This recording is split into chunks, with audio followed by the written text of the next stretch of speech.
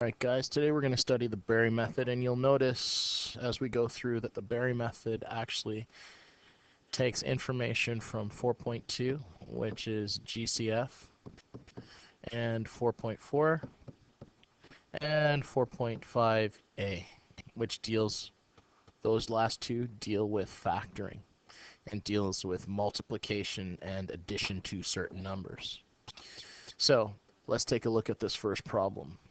Let me take a look at 3x squared minus 20x plus 28. We're going to be using the Bary method. And with every factorization, we always have to start by checking is there a GCF, a greatest common factor that we can pull out. In this case, there isn't. So now, the first thing that it tells us to do, we're going to go and follow by writing 3x and 3x. Now, when we write 3x in a bracket by itself and another 3x in a bracket by itself, if we went and tried to expand this, you'd end up with 9x squared. In this case, it's going to be it's literally going to have an extra 3 that we're going to have to actually remove from our calculations. So now what we have to do is we have to think about this part here. So just like before, where we actually had something that multiplied to something and added to something, we're going to do the same. So you know that when I see my a value is not 1 on my parabola or quadratic like this, in this case my a value is 3x squared minus 20x plus 28. The 3, the first term and the last term are going to be multiplied, and we need to know what that multiplication is.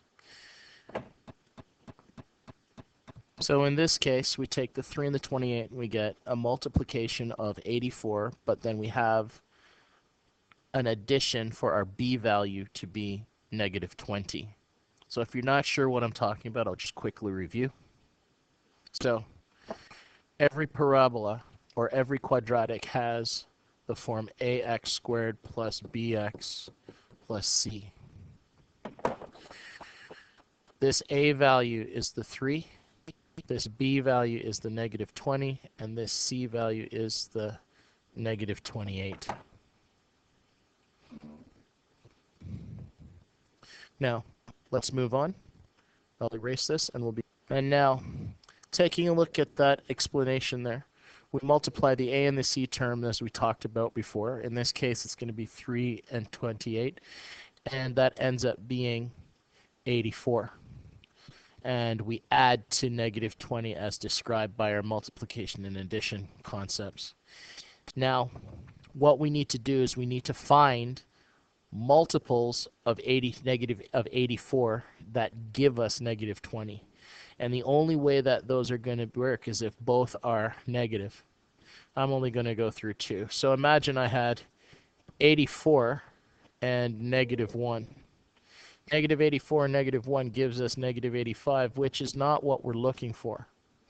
But if we take a look at negative 14 and negative 6, you'll find out that the addition of those two is going to be negative 20, which is what we're looking for. So in this case, we're literally going to say that negative 14 and 6 are what we're looking for. So now, what we're going to do is we're going to move on to the second half of our problem. So once we do this, once we found our negative 14 and negative 6, we're going to take those numbers and we're going to put that into our brackets. So I have negative 14 and I'm going to put in negative 6. Now remember, originally we said there was an extra 3 that was inside our factorization using the Bary method. Now we're going to account for that. We're literally going to account for that by actually looking at each bracket and dividing out the GCF that is there, and that is why it's wrong if you think about it. So if we divide out our GCF of 3x and 6. The GCF of 3x and 6 is 3. Now, when we go to our next line, we'll still have 3x minus 14. And 3x divided by 3 is just going to be x. And negative 6 divided by 3 is going to be negative 2. And so our factorization for 3x squared minus 20x plus 28 is literally going to be this. And the reason I know this works is because, remember what I said, there was an extra 3 that we had to pull out of there, that we had to divide out in order to ensure that our factorization worked. And in this case, we found the number 3 being our issue, and we dealt with it. And look at that. And we've just completed our final steps. So now what we're going to do is, let's see how quick you can be. One without a GCF, and then one with a GCF. Pause the video, take a look at my solution, and we'll discuss. First, we have to look at what we can multiply and add to get whatever we're looking for. Now, just like before, I always said, if I had an A value that was not 1, I would always emphasize my work by actually putting that bar over top. So we're multiplying to negative 30, and we're adding to negative 7. Doing some calculations, you're going to find that negative 10 and 3 multiply to negative 30, but then add to negative 7 as we asked for. So now let's go through the patterning. Let's go over the patterning as we go through. So the first thing that we're going to do is we're going to write the following. We're going to write 6x and 6x in its own brackets. The very next thing that we're going to do is we're going to note that we have an extra 6 that we're going to have to cancel out from some of the brackets. Either a combination, or either 6 or a combination of 2 and 3. Maybe 2 in the first bracket and 3 in the second. Now, let's go. What we're going to do next, once we've done that, is we're going to go and punch in our numbers. So we're going to put in negative 10 and positive 3. And now we look at our equations and we say, okay, inside each bracket, what can I divide out? If I look at that, the GCF of 6 and 10, 6x and 10 is going to be 2. And the GCF of 6x and 3 is going to be 3, which means that final factorization is going to be 6x divided by 2 is 3x, and 10 divided by 2 is negative 5. And 6x divided by 3 is 2x, and 3x divided by 3 is positive 1. And now let's do our next problem. So now, let's take a look at our next problem. And our next problem has a GCF right away. We always check to see if it has a GCF. In this case, our GCF is 2. So we get 2 brackets, well, 24x squared plus 28x. Nope, not 28x. 14x minus 3. Now, for this problem, we basically need to know two numbers that multiply to 24 times negative 3 is negative 72, and add to positive 14. So we're going to do our cancellations, everything that we have to do using these two numbers. Now, upon inspection and close calculation, you're going to find that 18 and negative 4 add to positive 14, but multiply to negative 72, which is what we expect. And now let's do our calculations. So in this case, we're going to get 2. And now remember what we said. We take the leading number and we're going to put it in. So we're going to put 24x and 24x and 24x. And now we're going to take those two numbers, the 18 and the negative 4, and we're going to sub those directly in here. So we're going to have positive 18 and negative 4 in my second bracket. The very next thing that we have to do is we have to remember that when we have our 24, there is an extra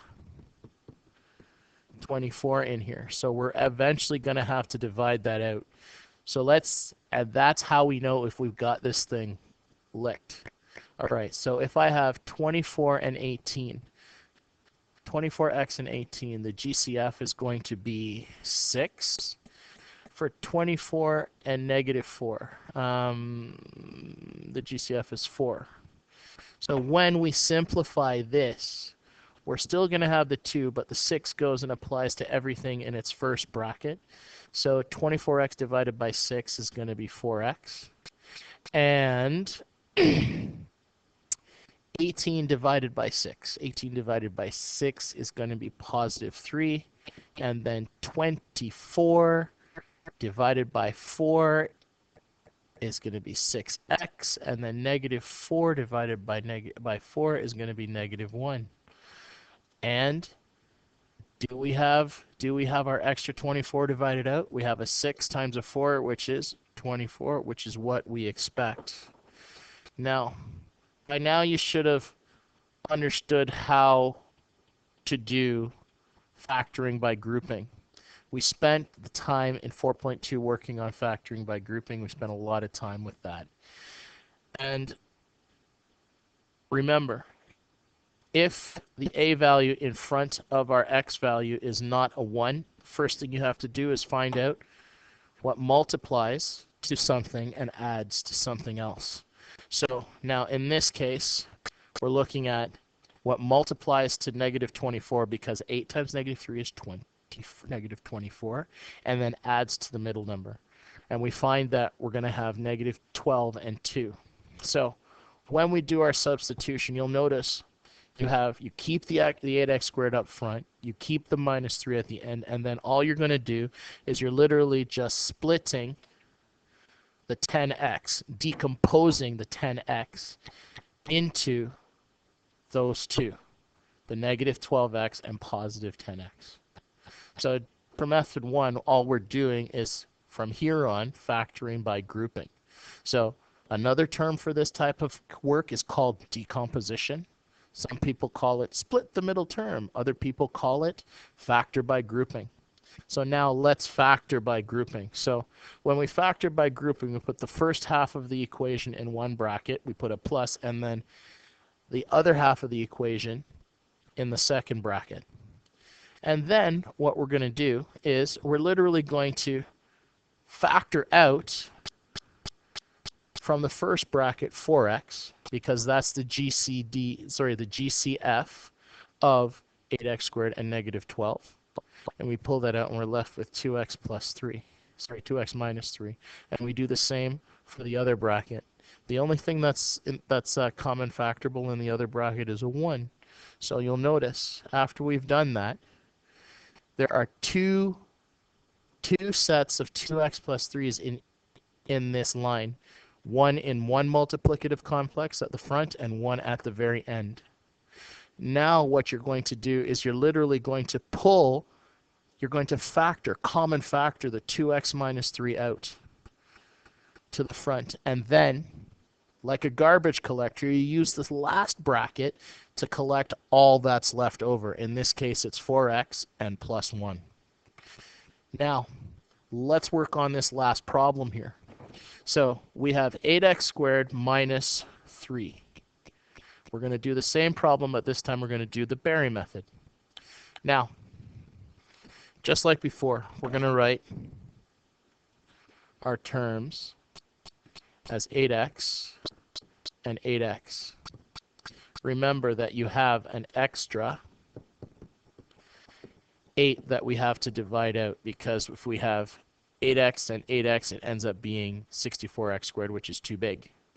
So now we're going to go and take those numbers that we found as negative 12 and 2, and we're going to plug those in. So negative 12 and positive 2. And then what we're going to do, now that we've got to this point, your job is simple. Once you've substituted those decomposed numbers into the middle of this equation, your job is to take a look at the GCF of 8 and negative 12, and you'll notice that it is 4. Okay, for the next one, 8x and positive 2, the GCF is 2. And this is how I know that we're on the right track. Remember, we said we had to have an extra 8 that we had to pull out of this entire equation. 4 times 2 is 8. That means we're good to go, man. All right, now what we're going to do is we're just going to substitute directly in. So now we have 8x divided by 4. So 8x divided by 4 is 2x. Negative 12 divided by 4 is negative 3. And 8x divided by 2 is 4x. And 2x divided by 2 is plus 1. And we're done. Your homework is simple. Over the next couple of days, we're going to be doing some questions, and I need you to work through them. Read through this, and if you feel like you need to add this to your notes, do so. But remember, I want you to be able to do both the